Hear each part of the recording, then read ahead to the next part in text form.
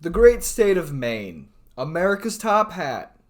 Pretty sure people say that, right? Lobsters. Those are the things I know about Maine. Well, anyway, we are looking at the cryptids that come from Maine. And there are some real doozies in here. And if you want to see your state in a future video, please let me know in the comments below. And on to the video. Now, our first cryptid on today's list is Wessie. And Wessie is a giant snake from Westbrook, Maine. And it's about 10 feet long and also snake-like in appearance because it's just a giant snake. And many who have seen the snake describe it as long as a truck and the head the size of a soccer ball, which for a snake, that's pretty big. And in June of 2016, people began to see giant snakes, and even the police officers saw Wessie eating a beaver down by the river. But a month had passed and there was no sign of seeing Wessie. But then someone discovered a 10-foot snake shed and took a picture of it.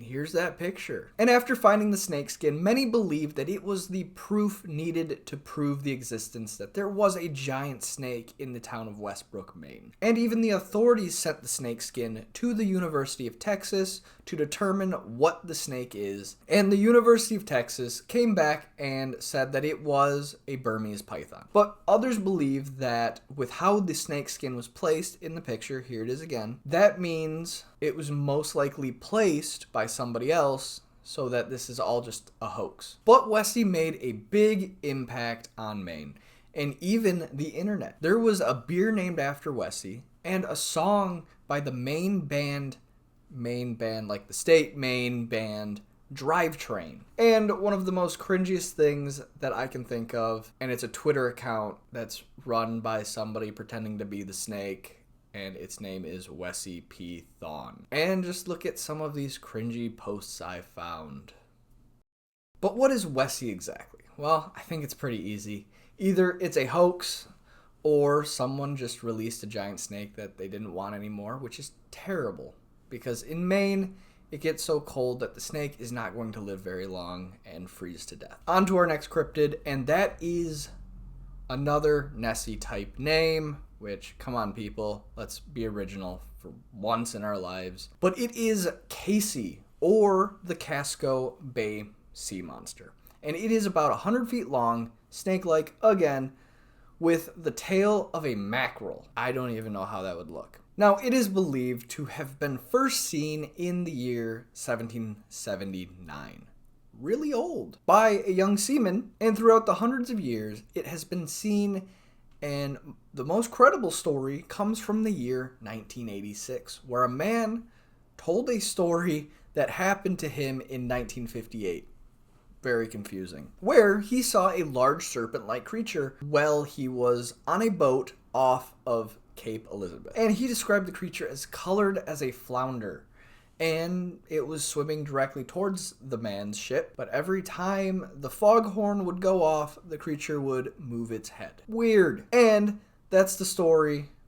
Kind of cool, but definitely not the best cryptid I've seen, but maybe I'm just a hater of sea monsters because they are all the same. They're just a giant snaky thing. We are getting into some of the freakiest and most bizarre cryptids I have ever seen.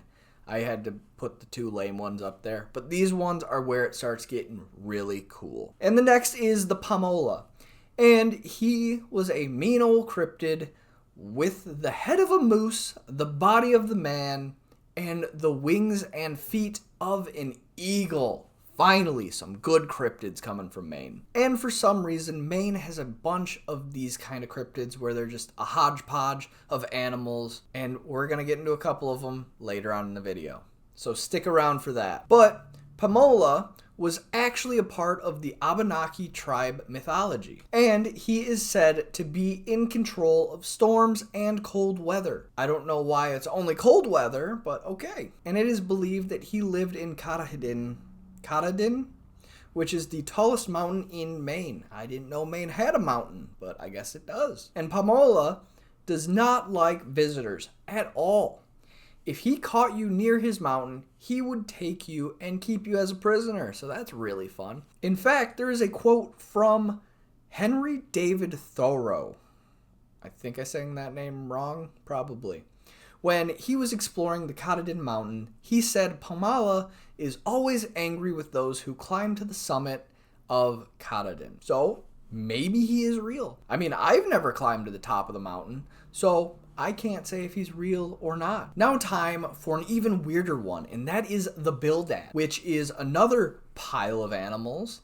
It is about the size of a beaver with a beaver's tail, okay, kangaroo legs, webbed feet, and the beak of a hawk. Okay, but it gets even weirder than that because the bildad lives near ponds in the northwest of Maine, and it is a pescatarian, which means it only eats fish, but it's not a very good swimmer. So how exactly does it catch fish? It is because when a fish surfaces to eat a bug, the bildad uses its kangaroo legs to jump super high and super fast, like really, really fast. Then, as it comes down above the fish, it uses its beaver tail to slap the fish, and before the fish even knows it, it's just been beaten by a beaver tail. Then, the bildad would eat the fish once on shore, and it is said that the bildad could jump up to 60 yards. But lumberjacks, it is said, would eat the bildad from time to time.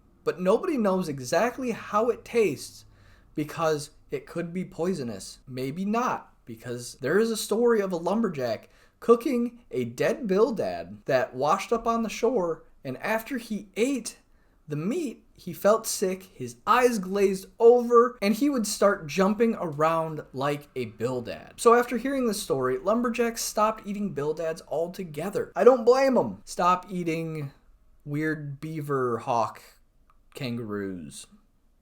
Good rule of thumb. On to our final and best cryptid from Maine. That is the Tote Road Shagamaw. And it has to be the weirdest one I have found to date. And it has a set of bear paws to walk on and a set of moose hooves, but would never walk on both at the same time.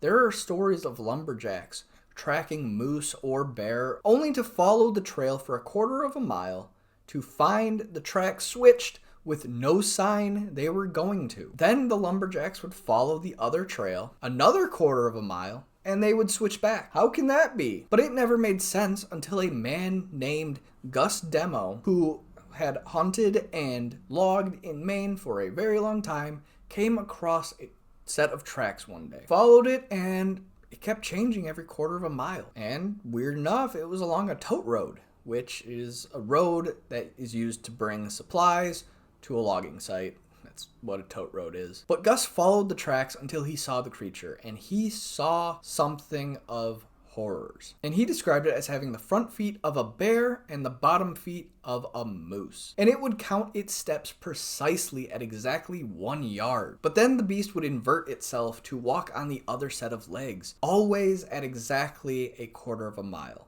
So the theory is that the Tote Road Shagamaw is a mimicking creature that watches surveyors, and that's why it always follows a tote road. Or, simply put, it can only count to 440, which is how many yards is in a quarter of a mile, and that's why it's always a quarter of a mile. Pretty cool creature. And with that, thank you for watching this video. If you watched to the end, thank you so much. Please like and subscribe.